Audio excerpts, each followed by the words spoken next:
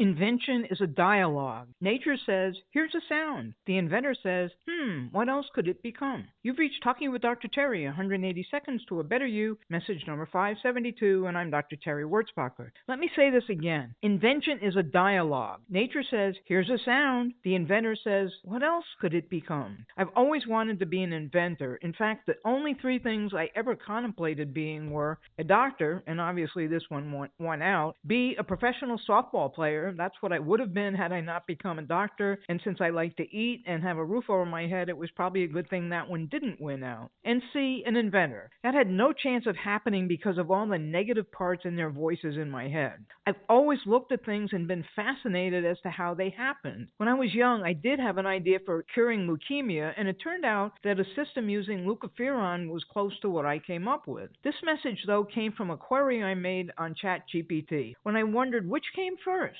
various musical instruments or the music for a symphony orchestra. I was surprised to find out how old many musical instruments were and what the supposed development came from. Most instruments seem to have arisen not because someone set out to invent a violin or a trumpet, but because people noticed that everyday objects made interesting sounds. Flutes may have begun when someone blew across a hollow reed. Drums probably came from stretching animal hide over a hollow log or a pot. Even more interesting is that many of these ideas appeared independently in different parts of the world. People who had no contact with each other invented flutes, drums, rattles, stringed instruments because they were all exploring the same basic laws of physics. As time went on, the following thoughts seemed to have led to further refinements. What if I made this tube longer? What if I added another hole? What if I stretched the string tighter? What if I made the body hollow so it's louder? I then continued to wonder, where did the first idea come from? Imagine the first person who heard a bowstring twang. Thousands of other people probably heard the exact same sound. Most